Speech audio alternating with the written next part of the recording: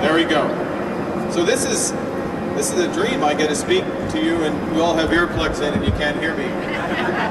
It's a dream for you, not for me. Listen, I came here. I wanted to come here today. Mark Carney, by the way. I wanted to come here today because this is such an exceptional company, and it's an exceptional company because of you, because of the workers and the relationship that Dofasco and ArcelorMittal has always had with its workers. I first came to this site, obviously not to this line, because this represents hundreds of millions of dollars of investment and ingenuity. But I first came to this site 30 years ago, when Dofasco was also the leader at that time, and the workers were the leaders.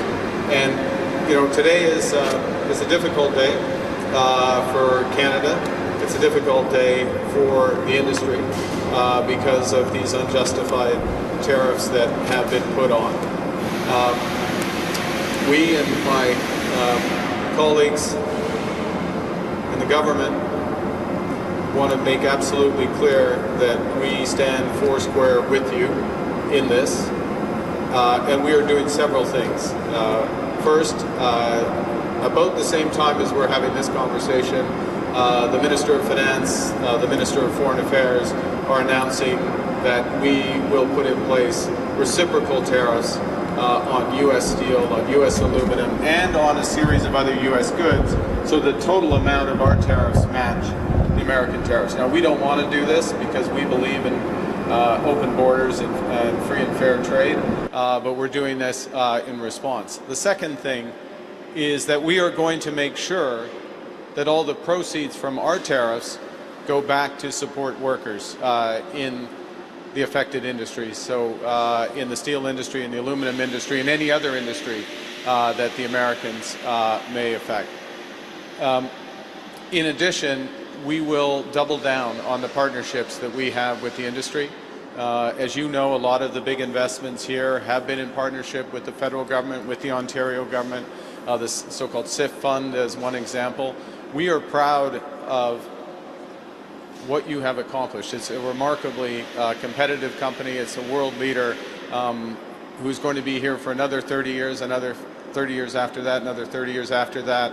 And I know there's multi-generations of workers here, and your children and your children's children will have opportunities to work at Dofasco and ArcelorMittal. Let me just say one other point, or make a couple other points with respect to the United States and the relationship there. I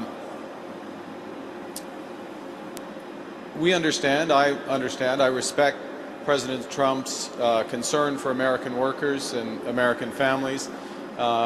We respect his concern about fentanyl.